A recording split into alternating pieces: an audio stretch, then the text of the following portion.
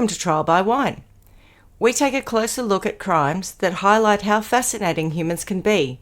Schmitty, Swanee and Clarkey visit crimes and run them through their jury of three, debating both sides of the case to agree an appropriate, if totally fictitious, sentence. Please be advised, Trial by Wine may include explicit or disturbing content and will include drunken rambling. Listener discretion is advised. All right, how are we? Well, thank you. Amazeballs. Any news? Oh, so much. I'm really disappointed in myself from the last episode where we all sat around and went, no, nothing really. So during COVID times, we had some flooding in the valley and one of the bridges on our road collapsed. Oh, yeah. That was still down the last time we were there, yeah. Right. So today at 4:00, they had an opening party of said bridge. It deserves it because it's been collapsed for about, 4 years? Yeah. Well, I reckon it's like 2 or 3 at least. Yeah. So tomorrow you can now drive all the way down without using the dodgy side bridge that they had to build. And it's all over the local community Facebook page. Oh, even better, yeah. To the point where Dan Wilkinson from the Indigo Shire Council said the federal government contributed 80% of the $1.553 million required to build a bridge, with the Shire funding 20%. Good God, that's an expensive That's how much it costs. It's not a huge bridge. It's 2 lanes. Did they put concrete pipes this time instead of the old? It's impressive. If you drive, it's got all the stuff going on you'd expect from a what are they called? modern day bridge. Culverts.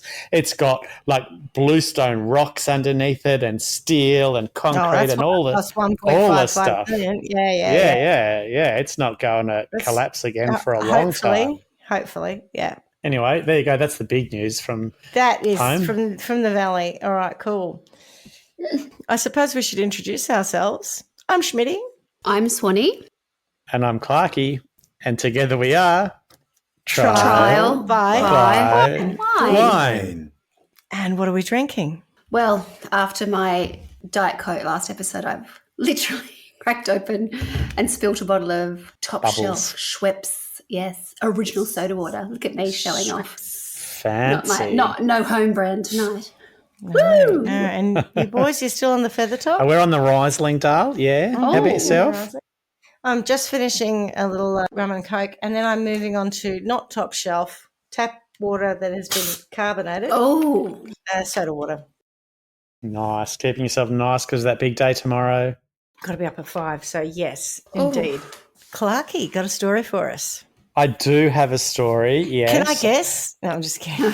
I mean, you probably can. I have a feeling, yeah. Regular listeners might be able to guess too. Yeah. I'm going to start with my sources just so I don't forget. So they are news.com.au, Yahoo News, gotocourt.com.au. Oh, that's a good one. That's new. corpau.blogspot.com.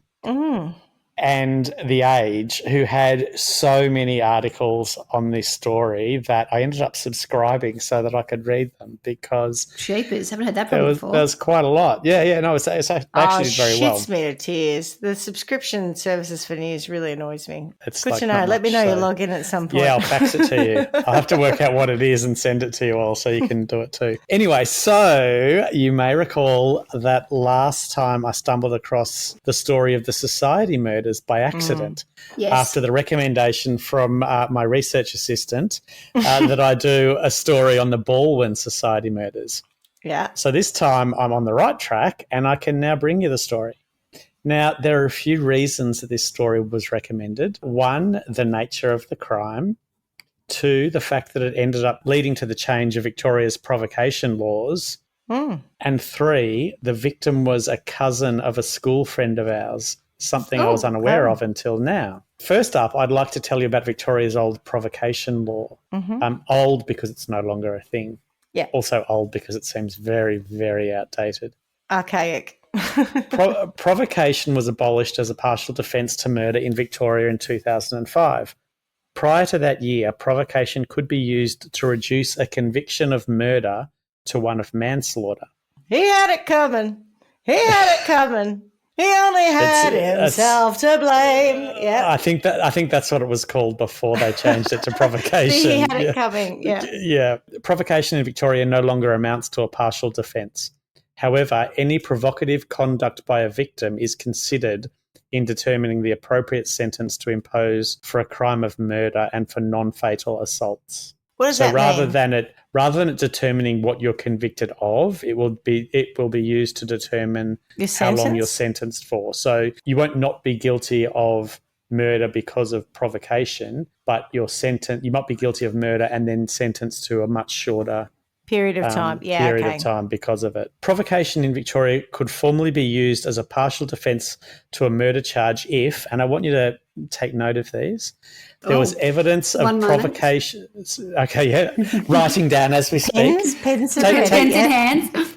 Make mental note. So it could be used if there was evidence of provocative conduct by the victim. That's very broad, isn't it?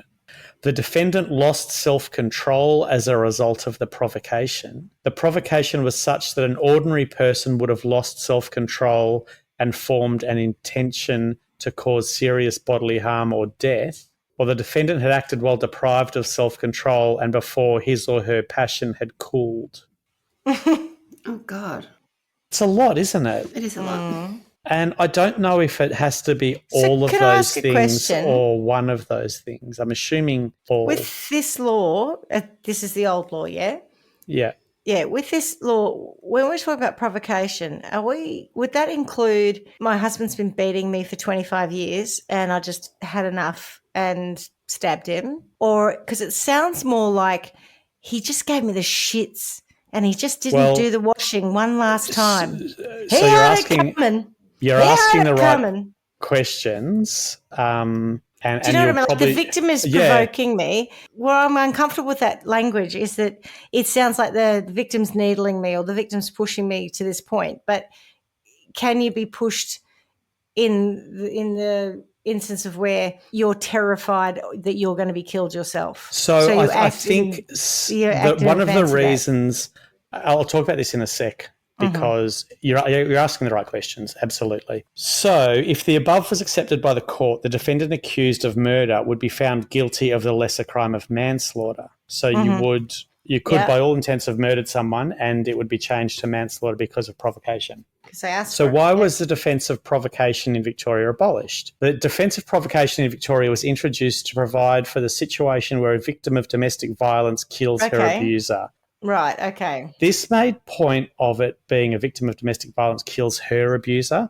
Yeah. I'm not 100% sure that it was introduced because of that, but I feel like Victoria kept it for as long as they did because of that. So the argument for keeping it was, well, if a female, victim of domestic violence then acts out, we should allow that not to be murder. I'm guessing that's not necessarily why it was originally introduced. I'm not 100% sure on that. The problem is, in practice, the defence was commonly used by men who killed their female partners in circumstances of infidelity or where the victim was seeking to end the relationship.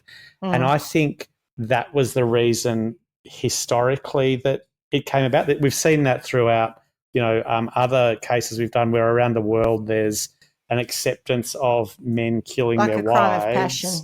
Yeah. Or a crime of shame or, that all that sort of stuff where it's okay to kill your wife if she doesn't do what she should have done as your wife. Well, I mean, she is your property. Mm-hmm. It's that kind of thing, right? So I think for me that's probably where the law originated, although I don't know this. But it was kept around in that sort of time of going, hang on a minute, we need this for women in domestic violence cases. So the men using it to kill their female partners was perceived as a misuse of the defence of provocation. I agree. Yes. Consideration of provocation at sentencing. When reviewing the defences to murder, the Victorian Law Reform Commission recommended that rather than constituting a partial defence, provocation should simply be taken into account at the sentencing, which is what we spoke about earlier. That's what it is now. And it can now only be used as a mitigating factor. Right, so all makes sense, kind of? We feel like we're across that? Yep, beauty. You cannot get off based on it or get a lesser charge for it, but you can have your sentence reduced if you can evidence that you've been provoked to act in a certain way. Yes, correct. Mhm. Now, Schmitty, to your point around, is it about whether or not your partner doesn't put the washing out enough or whether they're actually beating you? Bear in mind that this case is the one that was the straw that broke the camel's back, where the It's Victorian someone government being went, beaten? righto, that's enough. So I think It could it'll go make either way. you... It could be a man murdering a woman because she didn't put the washing out, and they went, "This is a ridiculous defence. We're not taking it anymore." Or it could be a woman who's been a victim of domestic abuse breaking. I mean, I don't want to sway your views on this case, but I feel like it wasn't as serious as not putting the washing out. Okay. Right? So it might make you a little bit angry. Now, I'm going to start the story in a way that I got from one of the Age articles. So it starts at the very end. And then we'll backtrack from there a little bit. So Julie Ramage lay on the floor. Just brace yourselves, this bit's a bit not very nice. With her husband's hands around her neck. She was unable to scream as her vocal cords were constricted. She'd been punched twice by the man she once loved with such force that his hands were swollen and red a day later. Before she fell to the floor, she was already bleeding from the small cuts to her nose and mouth. She had bruises and cuts on both of her hands, signs that she had fought hard for her life Defensive against wounds. the man she had come to fear. Slow strangulation requires strength and determination. Pressure needs to be applied for up to a few minutes. James Ramage had both. Julie died in their family home at the hands of her husband. There was no confusion over who had killed her. James confessed to Detective Senior Constable Darren Wiseman a day after he killed Julie, but he couldn't say how long she struggled. In his words, "Look, I just lost the plot. I remember hitting her once or twice and then just strangling her." That's his way of confessing. So that's how Julie was murdered. So Julianne Garrett and her twin sister Jane grew up with a large circle of friends in Cheshunt near London. They were the sort of kids who appeared destined to succeed. Pretty, bright and sporty, lots to love. While parents Pat and Ray were building businesses, the twins became involved in sport and Julie began a lifelong love affair of horse riding. James Ramage, Jamie to his friends, was born in Melbourne on the 9th of April 1959 and moved with his parents and two brothers to Hertfordshire. Soon after, Julie and the well-travelled 18-year-old Australian met and they were inseparable. At 17 years of age, Julie was taken with Jamie, 18. Gosh, you're young. Yeah, very young. Sister Jane was less impressed. Her first impression of Jamie was that he was very self-assured. He was always boasting about his sporting prowess and that he was a snob. After James finished school, his family arranged for him to return to Melbourne, where a friend would provide an entree to the big end of town. On March 16th, 1979... Yeah. That's the Paris end. Yeah, sorry, my mistake. On the 16th of March 1979, Julie left for Australia, and in December, the pair returned to England on holiday. What year did you say that was? 79. 79. Yeah. When Julie returned, she looked fabulous. She looked so happy, Jane said. Pat and Ray were so impressed with Julie's life that they decided to move to Melbourne in August 1983. Jane and her husband, Howard, moved later. Ray and Pat stayed with Julie and James in their home in Percy Street, Balwyn. Soon they sensed an undercurrent of violence. I can also recall when Ray and I found a hole in the living room plaster, Patricia said. Jamie had punched a hole in the wall. I spoke to Julie. She tended to laugh it off and said that Jamie didn't know his own strength. In 1984, Julie made the first of several attempts to break free. She moved back with her parents, then to a rented home. When James tried to coax her back, at first she refused. But according to her mother, when Julie was ill with the flu, Jamie came round with Lucozade and flowers, and soon she moved back. When their first child, Matthew, was born, Julie had to drive herself to hospital while in labour as James had lost his licence for drink driving. 2 years later, they had a second child, Samantha. And from the outside, I think to most people, they appeared to have the storybook home with a storybook life. So similar to what we spoke about in my last story, big home, double-storey red clinker brick home, white shutters on the windows, well-manicured lawn, roses and clip bushes, all that stuff in a quiet court off Mont Albert Road. However, many things in the Ramage family were just for show. Downstairs, the house was beautifully furnished. Upstairs, it was a shell, like their marriage. Now, I'm quoting the age in that regard, but yeah, that What do you was what mean? they'd said. They were renovating it or what? Just didn't spend I any money just don't upstairs. think it was anywhere near as perfect as downstairs. So I don't think they put the time and effort. into That's it. what I read into it. Maybe not the perfect Sounds like my house. presentation. I'm assuming it had. It's not the kids' shitty bedrooms upstairs. Yeah, that sort of thing. Gilda Perkin first met Julie Ramage at a health centre when their sons were having their 2-month checkups.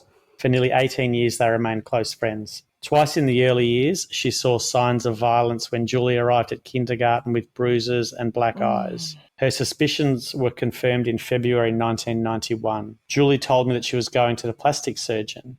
She had 2 black eyes and a broken nose. Oh, my God. She said she had walked into a door. You'd have to walk into a door pretty...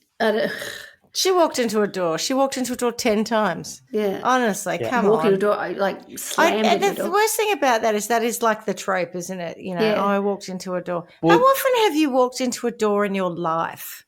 And I have, and I might have caught my little, top of my eyebrow on the corner of a door maybe once. Certainly not enough to break my nose and blacken both of my eyes. Do you know what I'd have to use as my little trope would be? I've got caught on a piece of furniture or a door handle. I get caught pockets and stuff on door constantly. handles. Especially at home, and that happens to me constantly, all day, every day. Last night, stuck again, and I look and think, have I ripped my clothes? And it's like, and that's it. Have I ripped this outfit? Yeah. Door handles, but not walking into a door, right? Yeah, but I'm gonna. Now, if someone says to me, "I got my fabric caught," and they can be totally bruised up, like they've been beaten to shit. Oh, I believe you now. I'm more inclined to get caught with a bit of fabric than actually walk into a door. Oh, because that does happen all the time. It really is the stereotypical explanation, isn't it, for domestic violence? The doctor thought. So a week later, she confessed that James had headbutted her. Oh. Like, that's a lot, isn't it? Oh, my God. Colleague Joanne McLean said Julie had told her he demanded sex every morning. Even if she didn't want to, he would do it. She hated it and couldn't stand it. She just wanted to enjoy life, have a normal life, but she was frightened to leave. In May 2003, Julie told her parents she intended to split with James, but would wait until November so she would not interrupt Matthew's Year 12 exams. Oh, God's sake. I've got to hear that all the time. That really does happen. But she jumped 5 months early because of an argument over their daughter Samantha. One Friday, Samantha was supposed to come straight home from school but was 2 hours late. The parents argued. Julie later told a friend, he said, "How can she help it when she had a slut of a mother like you?" Yeah, that just wasn't... I'm getting very cross. Yeah. The friend said that was the thing that made her think, that's it, I'm out of here. She told me that after this, he demanded sex. She said that she just lay there and didn't move. She'd made up her mind that she was leaving. When James left on an overseas business trip on the 9th of June, Julie transferred $100,000 from their joint account and moved into a small rented house. Samantha went with her while Matthew wanted to stay with his father. James was due home on Saturday, so Julie moved out the day before, Friday, June the 13th, 2003. In a note to him, she wrote, "I know that you would really try to do anything to keep us together, but that is not the point because it's what is truly in your heart that matters, and I know that you can't help yourself and the real you bubbles to the surface, and I don't like that person. Oh, God. If you do care for me, please let me go without a horrible fight for the kids' sake. I could hate you so much for some of the things that you've done and said to me over the years, but I also understand that you're a good person and that you work hard, and most importantly, that you love our kids very much. I've tried to leave the house clean and tidy and prepared a meal for this evening. Take care, Julie." It's a classy way to go, isn't it? Hell yeah. James reacted with a campaign to woo her back. He rang Julie's mother and pleaded for advice. That sounds like a weird strategy, doesn't it? Like if... I'm assuming she hasn't told her mum half of it, though. Probably too embarrassed. But she said she was leaving, so I think there's some of it that at least she knows, and you'd think the mum is probably going to read into it and go, "No thanks, mate." Yeah. She said no. So, yeah, she said at the time he was very calm and said that he wasn't going to react as people expected him to. Julie was introduced to a man named Lawrence Webb, a friend of her sister's, who shared her love of horses. He was a business executive and a poetry reading theatre lover. They soon began to go out. Gay? On Friday, July... As it turns out, no. No, Just eastern suburbs. Just a thespian, yeah. Just eastern suburbs, yeah.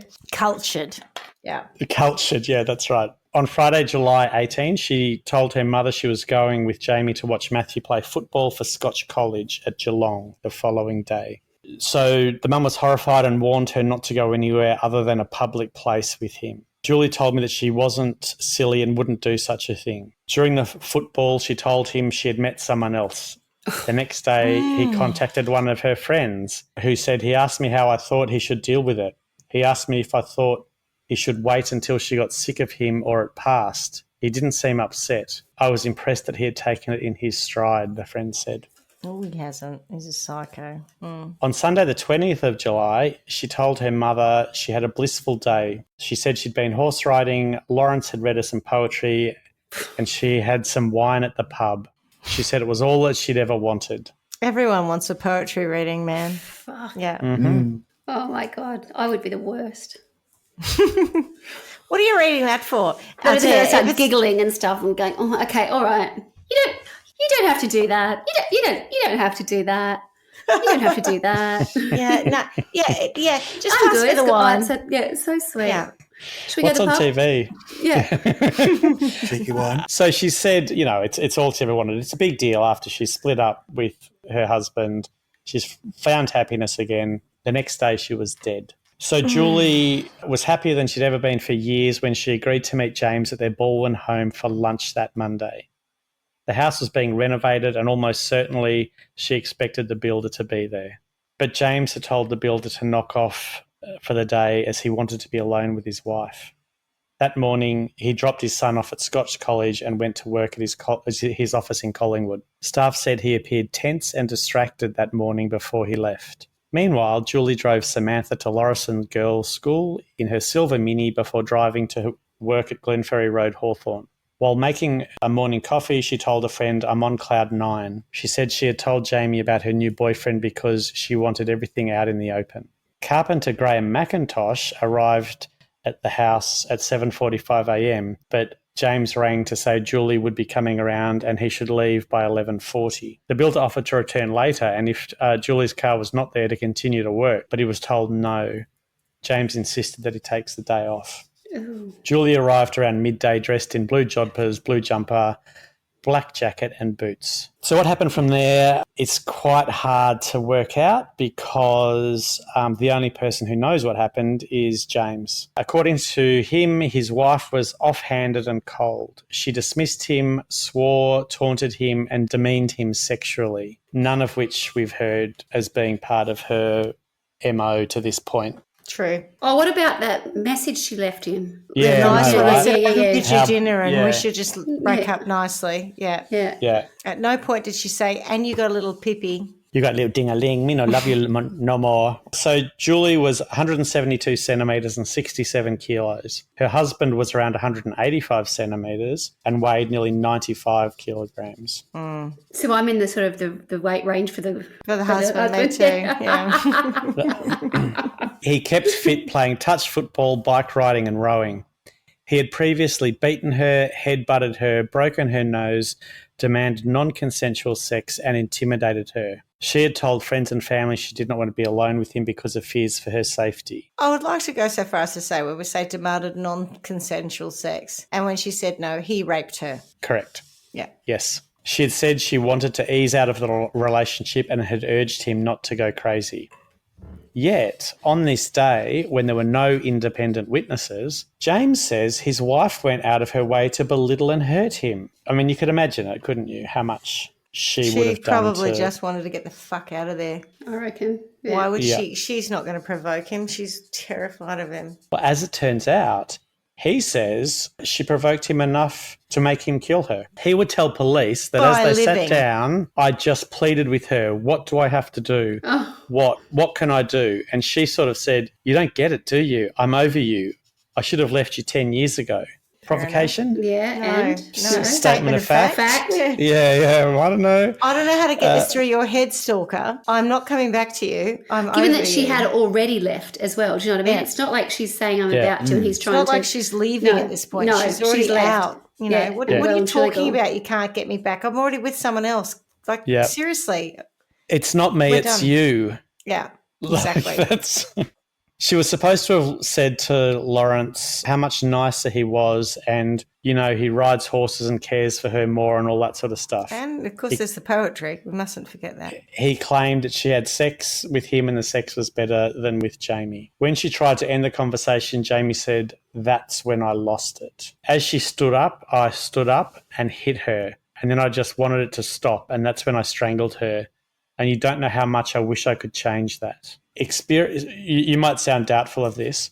Experienced homicide investigators say that when a man kills his wife in a flash of rage, he usually rings the police or a friend to confess. Mm-hmm. One said that in 75% of cases, the offender is still at the scene when the police arrive, but not James. No matter what he would say, his first, strongest and driving motivation was self-preservation. He didn't check Julie's pulse or her breathing. He did not attempt to revive her, and he did not call an ambulance. Instead, he spent the rest of the day in a cold-blooded attempt to conceal the crime. The man who would claim he just lost control apparently regained it within moments. At 12:38, he rang the plumber Patrick to tell him not to come to the house that day. He then dragged his wife's body into the boot of his Jag, making sure to place her on a sheet to minimise DNA contamination. He filled a red bucket with soapy water and used blue and white tea towels to mop up the blood. He changed his slightly blood-stained dark blue jumper and pants, drove her Mini to the rear car park of Columbo's, a pizza restaurant in Whitehorse Road, then walked the 700 metres home. He rang his work to say he wouldn't be back in that afternoon,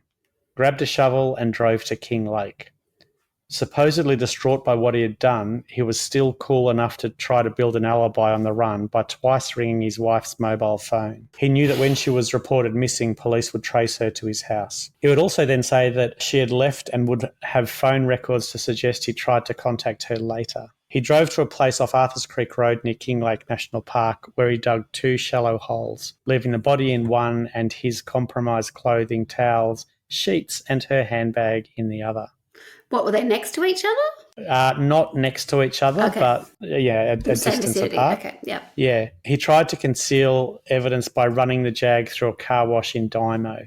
Or for those who don't know Dymo, it's Diamond Creek. I was going to say Diamond Creek, man. Yeah.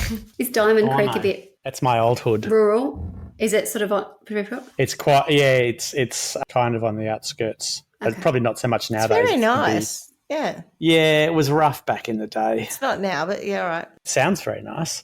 Mm. That afternoon, he was to check a piece of imported granite in reservoir specially ordered for the kitchen. Reza, yep. Reza. Less than 3 hours after killing his wife, James wandered into the factory to keep his appointment. Jesus. According to the manager of Acropolis Marble and Granite, he was very well-mannered and polite. Oh. He was very cool. He did not seem stressed. Very memorable. Around A theme 5:45 p.m., Samantha, the daughter, tired of waiting for her mother at school, caught a tram to their rented Toorak home. When Matthew arrived home, his father suggested they go out for dinner. Now, if you'd had a day like James had, where do you reckon you'd go for dinner? KFC. No. I mean, it's a good call given some of the stories you've I'm had. not sure they're going to sponsor us now. Yeah, that's right. No, I mean, he's posh, isn't Well, he? So, I'll tell you. He took his son to Columbo's. I was going to say that pizza place, but then I thought, no. That's As they confusing. sat there And Peter chatting, Falk came in and said, He you're said, "Oh, there's your mum's car." yeah, so James has literally taken his son to the restaurant where he's parked The car. his The car, dead wife's car Little Did you mini. Like James? What a coincidence. 20 metres away. Like, Unbelievable. come on. At 7:30 p.m, Samantha rang her father to ask where Julie was. He said she was probably off with that Lawrence bloke or something. Oh. But James decided he needed help and called in an old friend. Can I ask a question, Clarky? When they went to the Colombos, did he do that so the boy would see the mum's car, or was that just not even on his radar? It was just No, because he parked around the back of the Colombo, Yeah, so they would have parked at the front, gone in, so he's just in close proximity. very I don't know whether weird. it's because he wanted to know whether It the was still police there, had found it or keep an eye on Yeah. developments. I don't know. It was returned to the scene of the crime. Yeah. Oh, God. So he goes to get the help of a family friend. The friend was one of Australia's best criminal barristers, Dyson Hall Lacey. Of course. They met at the Harp Hotel in Kew. When he told the barrister what he had done, Hall Lacey called in solicitor Steve Pica, I think, P-I-C-A. Together they decided Jamie should talk to the police so they could hear his version of events. So, a few minutes before midnight on July 21st, James walked into the Kew police station with his solicitor and confessed to strangling his estranged wife, Julie. The conversation went a little bit like, this is James Ramage. I'm his solicitor, Steve Pica. James is here to turn himself in for murdering his wife. Where is she now, the policewoman asked. At King Lake. I drove her there in the boot of my green Jag this afternoon, James says. Good God. So a few hours later, James was charged with murder and ordered to stand trial at the Supreme Court in August. When asked to give his plea, he said to the court that he was not guilty of murder but guilty of manslaughter. Colleagues from work, women she went riding with, and other mothers from her children's school sat in the court each day hearing evidence from Julie's family that she had tried desperately to be free of her controlling husband. Court evidence drew a picture of the couple on the surface, how amazing their relationship was, how successful they were, how comfortable they were in their eastern suburbs home, and that James was a successful businessman while Julie worked for a clothing company. The court heard James was controlling and domineering towards his wife. A work colleague of Julie's told police that James would decide what clothes his wife would wear and even chose the colour of her lipstick and nail polish. The court heard that earlier in the couple's 23-year marriage, James had broken his wife's nose after an argument and on one occasion had pushed her out of bed. A man who cannot be identified for legal reasons said he had an affair with Julie between September and October 2002 and that if James had ever found out, he would have killed them both. More than 25 witnesses gave evidence over the 3-day committal hearing, including Vic Health's chief executive Rob Moody, who played touch rugby with James. One of the most unsettling moments of the hearing took place when Matthew and Samantha gave evidence. Both children said that they had never seen their father act violently towards their mother, but admitted their parents often argued. In a statement to police, Samantha said her father had unnecessarily punished her more than what she would expect a normal father to do. Samantha told police that on one occasion her father had given her a black eye. Oh. She later told police, Dad had a temper, but I never thought he would kill Mum. The children said their father was distressed and depressed after Julie moved out, and marriage counsellors and a psychologist said that James was desperately seeking reasons for the separation. You're a prick. A controlling prick that beats her. That beats your wife. I mean, what more do you need to know? Yeah. I mean, apart from all of those things, you sound like a nice bloke. It is shocking, yeah. The defence argued that James should be convicted of the lesser charge of manslaughter because, you guessed it, Julie had provoked him with verbal taunting and gestures in the moments before he lost it. They painted him as a pitiable figure, a man who found the last few weeks crazy making, who had been duped, who had been clinging to false hope, who had been desperately trying to remake himself and his home in an attempt to get his beloved wife to come back. He had talked obsessively to friends and to his son, Matthew, about what he might do to win Julie over. He'd written himself lists of things to do, including one instruction that I must relax and be more carefree. Agreed. Matthew told the court, I spent 4 weeks with Dad every night going through everything he could do to improve himself. Yeah, 4 weeks, that's all you need. That'll do, yeah. I must relax and be more carefree, not I must not beat my wife and I must let her choose her own colour of lipstick. Like And it I just must take accountability for myself and stop blaming other people for why I feel the way I feel. So James had seen 4 different counsellors and taken his wife to 2 of them in the hope of salvaging their marriage. His lawyer, Philip Dunn QC, told the court he tried to work on his spiritual side, which someone had told him about. Someone had told him he had a spiritual side? Someone had told him about. So that's what it feels like. Like, try to get in touch with that, mate, because this ain't working for you. So he booked into a course of 16 meditation and relaxation sessions. He was anxious and not sleeping. Both his children testified that they had found him weeping at night. He's on an emotional seesaw. He's all over the place because he's not being told the truth. She was not so intimidated that she could not have had 2 affairs behind her husband's back while they were married, the defence argued. I think that's a low blow. That is bullshit. And also when one bloke, she's not there to defend herself on that. And she didn't have an affair, by the way. She had left her husband. No, she did have one. No, some guy came up and said I had an affair with her, but Julie's not there to say, no, I didn't. 100%, but that's the... Yeah, I mean, come on. I'm not saying that justifies any of it. This person to say that. To your point, who cares? Maybe she did. Maybe she was so frightened that she was trying to find someone to support her to get out of that situation. Yeah, and I think the person that said they had an affair also said that if he had found out, he would have killed them both. I don't think he was there to testify what a root rat she was. He was there to talk about how violent and how intimidated she was. Yeah. That was sort of how I read into that. Mm. So Mr. Dunn pointed to her latest lover, a man she met after she separated from her husband, as the reason she might have abandoned her long-held caution and finally told James the truth. Not that she'd already told her mum months before meeting him that she was going to leave him anyway. She told several people that she wanted her new relationship out in the open and didn't want to lie anymore. James told police that he killed Julie after she told him she didn't care about the renovations and made a wank-wank gesture. Agreed. Fucking hell, I would be in trouble. It just sounds terrible. So bad. Oh, I know. I just was so like, I just couldn't handle it. All these things she did to me. I mean, she did a wank-wank gesture and told me she didn't care about the renovations. Oh, my God. That's just so bad.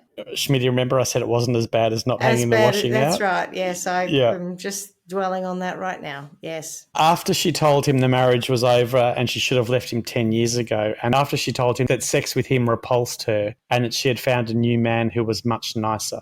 So they're the reasons that apparently he was provoked. She didn't care about the renovations and made a wank-wank gesture, told him the marriage was over and she should have left him 10 years ago. She told him that sex with him repulsed her. I mean, also because you're raping her, she's not going to be so hot about that. Mm-hmm. And that she'd found a new man who was much nicer. Just about any man off the street by the sounds of it.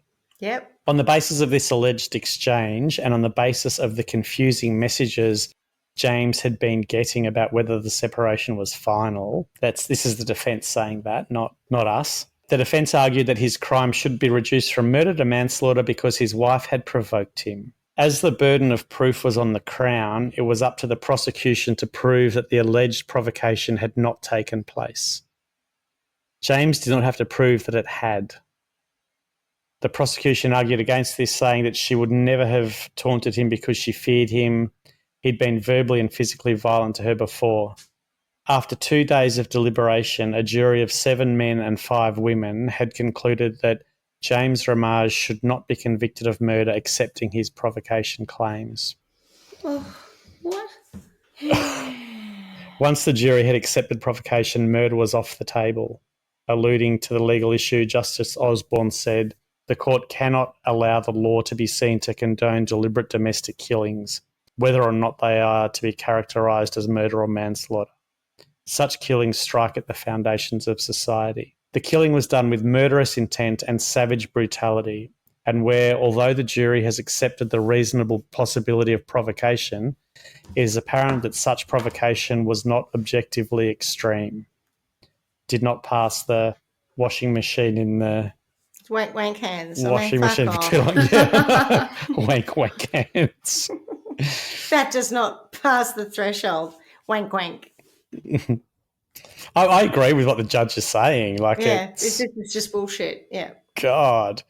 The maximum sentence for manslaughter is 20 years in Victoria. So this is the bit that if there is a law that says you can use provocation to get your sentence from murder to manslaughter, and if the provocation isn't that bad, the maximum sentence is 20 years. Mm-hmm. He got 11. So half the maximum for essentially, confessing to murdering someone, saying that he got the wank hands and therefore it was all right. I just lost my shit. Yeah. Do you think it's because from the outset, his connections and the people that he went and we had to come and meet him at the pub I do. were I think he's so very well cunning, connected. so well they had that advantage of going into that knowing how they were going to handle the legal system as such. I envisage that conversation at the pub was all about what legal loophole is there to get us off this. It just reeks of that 100%. Yeah. Yeah. And, the benefits of being wealthy and white and privileged and well-connected and blah, blah, blah. Going to the big end of town. Right? Mm-hmm. Collins Street. Mm-hmm. So, he was sentenced to 11 years and ordered to do a minimum of 8 before being eligible for parole. Justice Osborne also said, "I'm satisfied the killing was deliberate and done with murderous intent. The killing was brutal, involving an overwhelming and continuing assault on a smaller and weaker victim." He said it was not one of objectively extreme provocation. Like the sentence in that case seems just so inconsistent with what the judge is he's saying. Yeah. He also said he was not persuaded that James had expressed real remorse for the killing. So the manslaughter verdict sparked outrage by the community groups and led the Victorian Attorney General Rob Hulls to vow to abolish the provocation defence, which then happened in 2005. James was released from Beechworth Prison, which, Schmitty, came up in your story, your last story. Although it was spelled Gale at the time. It was jail. Yes. Gale. After serving 8 years of his 11-year sentence. In the lead up to his release, James regained control of a private company on May the 5th, reactivating his business empire from his jail cell, having himself reappointed as director and secretary of a company. Jesus. Good job. Well, he's got to earn some blunt when he gets out. Julie's twin sister Jane said, "I have this thing in my head about him being able to walk around in fresh air and go to the beach and do all the sort of stuff that Julie is unable to do, and she's in a little urn up the road in a graveyard. He's 51. He still has a great life ahead of him. Julie did not get to see her children turn 18. She would have been so proud of her kids."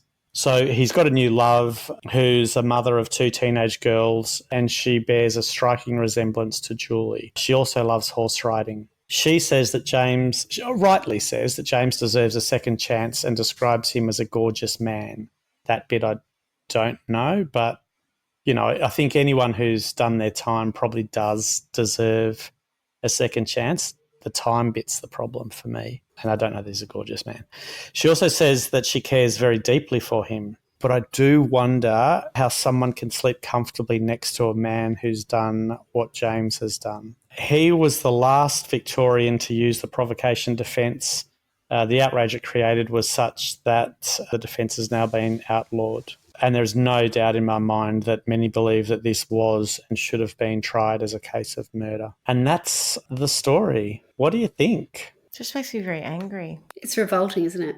It really is. Revolting is a good word. I don't know. I feel like it's premeditated. I'm not buying she came in and she pissed me off and did wank hands and so I killed her. I reckon he had it planned. And I think he was furious that she'd met someone else. Yeah. She was moving out of the sphere of control and without knowing anything other than what you've said about this individual. To your point about the new girlfriend, whatever.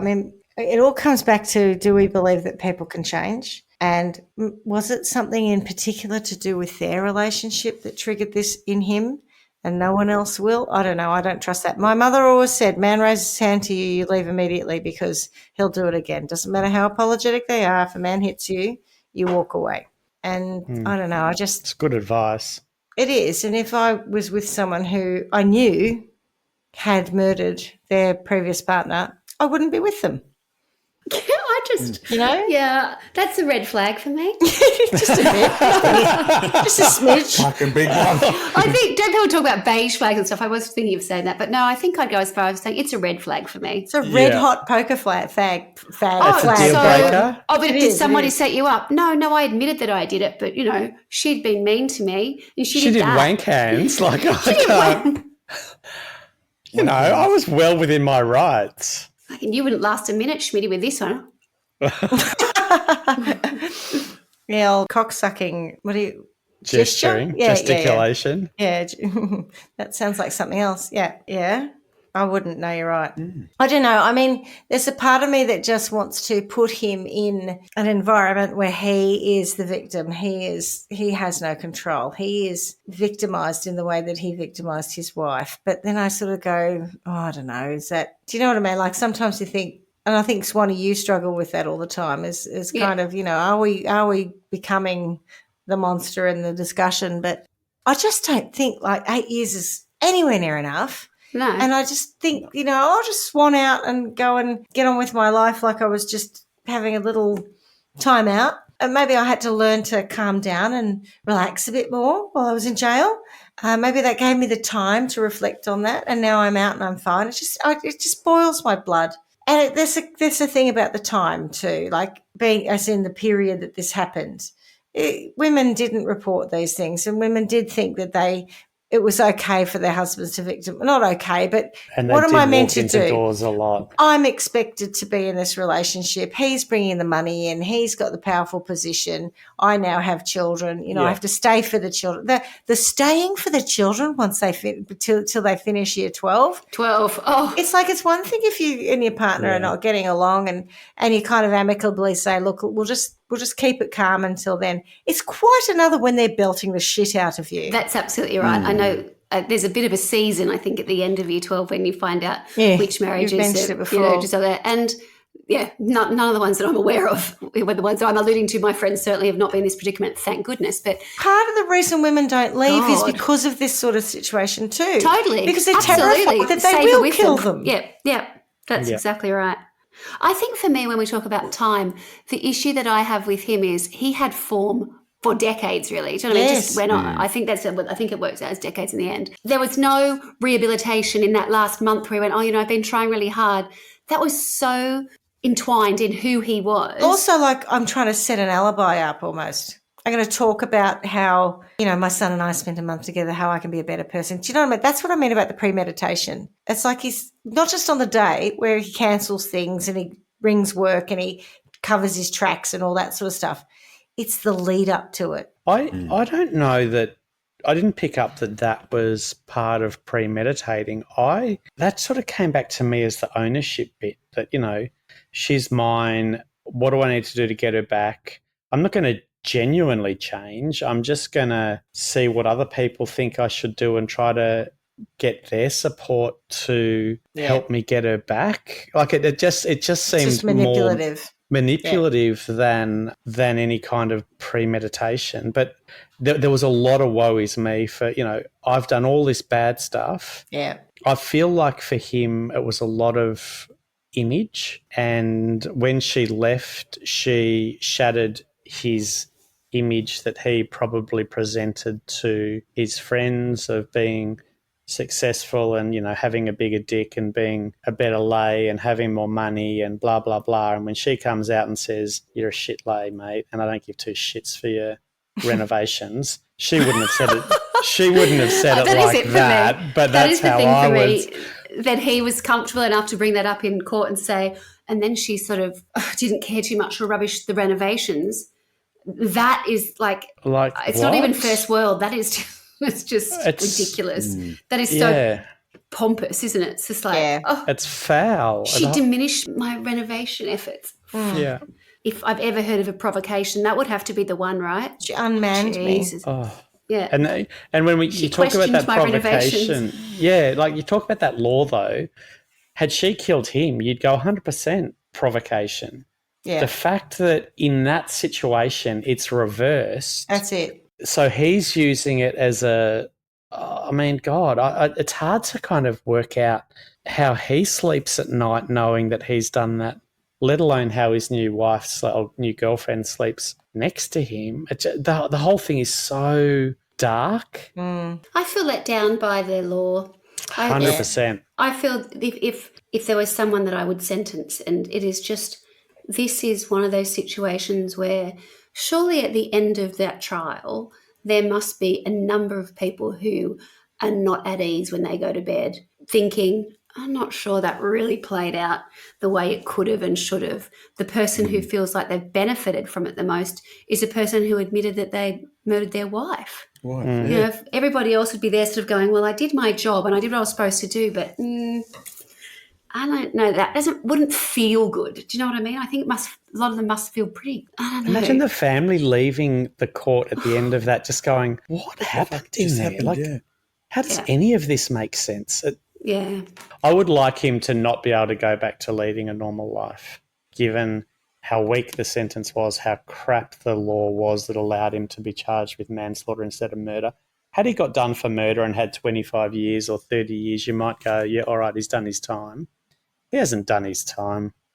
I do wonder about that, because if you think of a man like that, am I saying, in one respect, I'm thinking that he is so insecure when he was, when his wife had left him, that he feels that he has to beat her up, and then when she's found someone else, he's got to like put an end to that by killing her.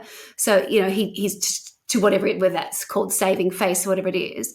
So then when he comes out, I wonder how that affects him, and whether he's so either narcissistic that he doesn't care what people think of him now, or if he's still that insecure part of him, which is like, everyone's talking about me and, everyone's still judging me. I would imagine that being inside his head, whichever way he went, would be an unpleasant place to be, because I just, the foundations of his personality and who he was that had him doing this to her for such a long period of time, that would have you question somebody about what their motivations are. I just wonder when you add all this other stuff that's happened since and then coming out, I don't think that makes that kind of personality a more sound, a more relaxed. I think that's all highly unlikely. You might be getting something on the outside, but I reckon he'd be fraught on the inside with, if you're worried about what your fucking kitchen renovation's going to be, and that's the,